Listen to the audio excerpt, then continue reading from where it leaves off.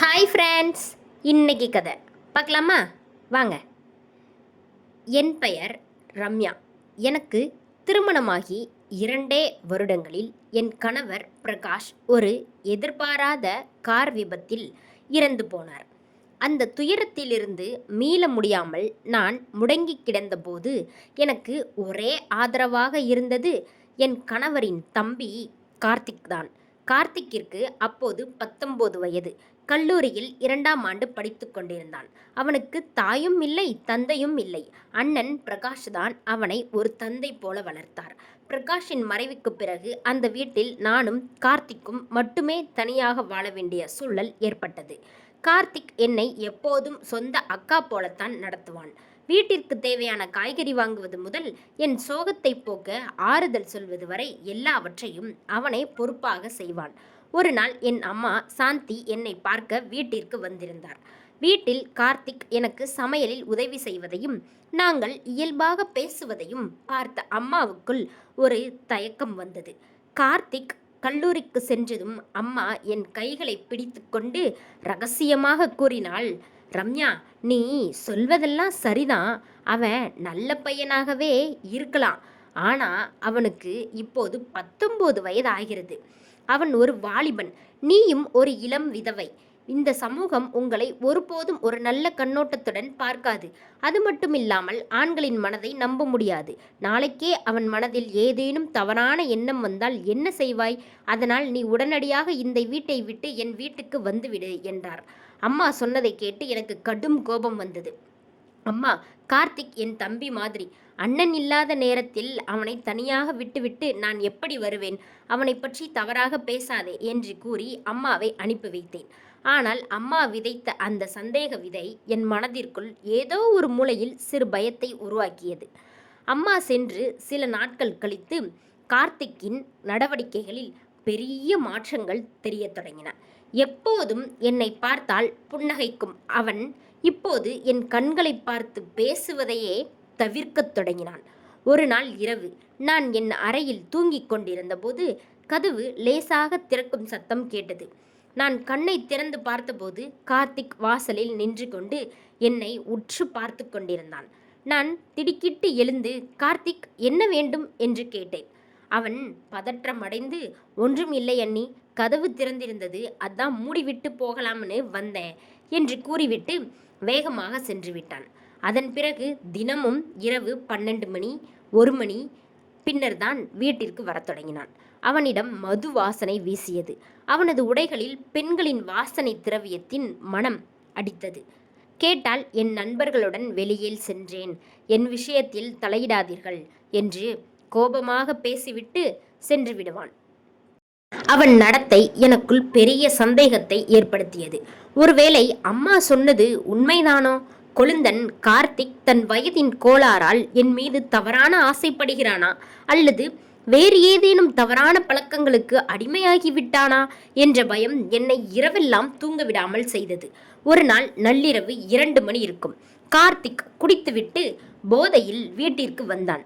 தடுமாறியபடி வந்தவன் நேராக என் அறைக்குள்ளேயே நுழைந்து விட்டான்.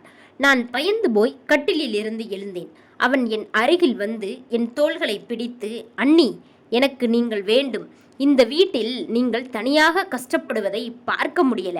நான் சொல்வதை கேளுங்க என்று குளறிய குரலில் பேசினான். எனக்கு இரத்தமெல்லாம் உறைந்து போனது. அம்மா சொன்னது உண்மைதான் என்று நம்பினேன்.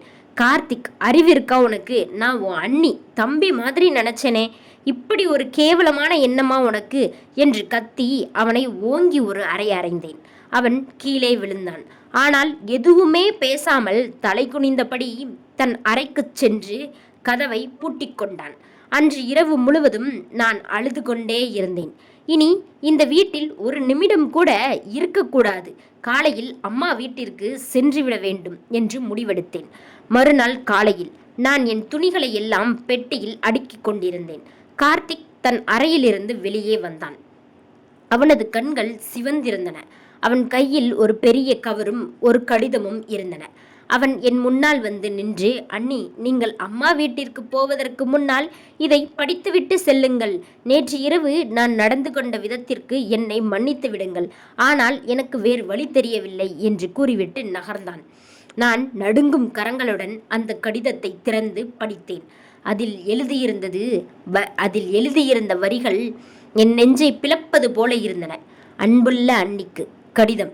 அன்புள்ள அண்ணிக்கு, நீங்கள் என்னை ஒரு குற்றவாளியாக பார்ப்பது எனக்கு புரிகிறது.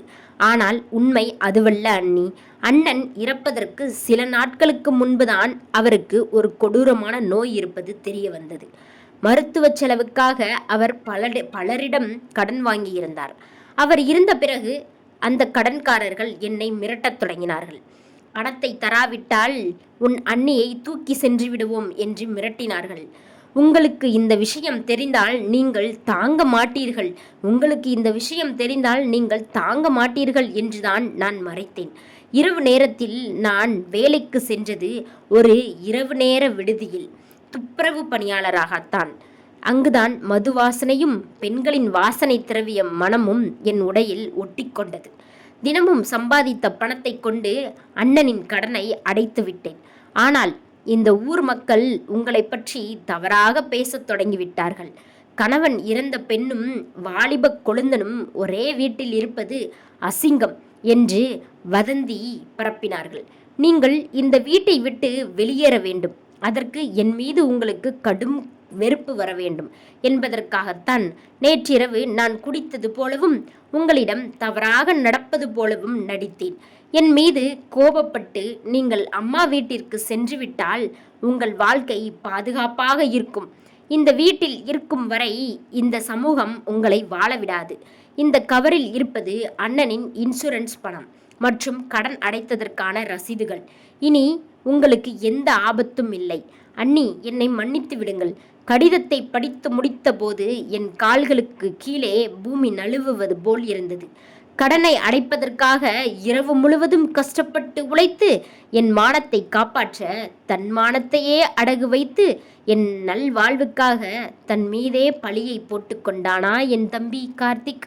என் கண்களில் இருந்து கண்ணீர் தாரை தாரையாக கொட்டியது. ஓடிச் சென்று கார்த்திக்கின் கைகளை பிடித்து கொண்டு கதறி அழுதேன். என்னை மன்னித்து விடு கார்த்திக். இந்த உலகம் சொன்ன பொய்யான வார்த்தைகளையும் சந்தேகத்தையும் நம்பி உன் தூய்மையான அன்பை புரிந்து கொள்ளாமல் உன்னை அடித்து விட்டேனே என்று கூறி அழுதேன். கார்த்திக் என் தலையை கோதி, அண்ணி, நீங்கள் அழாதீர்கள். அண்ணன் எனக்கு தாயாகவும் தந்தையாகவும் இருந்தார். அவருக்கு நான் செய்யும் ஒரே நன்றி உங்களை பாதுகாப்பாக பார்த்து கொள்வதுதான். இந்த சமூகம் என்ன வேண்டுமானாலும் பேசட்டும். நம் மனசாட்சிக்கு நாம் நேர்மையாக இருந்தால் போதும் என்றான். அன்று நான் ஒரு உறுதியான முடிவெடுத்தேன். இந்த சுயநலமிக்க சமூகத்தின் பேச்சை கேட்டு என் தம்பி போன்ற குழந்தனை விட்டு விலகப் போவதில்லை. அவனுக்கு நல்ல எதிர்காலத்தை அமைத்து கொடுத்து அவனது லட்சியங்களுக்கு தூணாக இருப்பதே என் வாழ்நாளின் கடமை என்று உணர்ந்தேன். இந்த கதை பிடிச்சிருந்தா மறக்காம நம்ம கதை சொல்லட்டுமா சேனலை சப்ஸ்கிரைப் பண்ணுங்க. நம்ம சேனல் லோகோ பக்கத்தில் சின்னதாக ரெட் கலர் பட்டன் இருக்கும், அதை டச் பண்ணுங்க.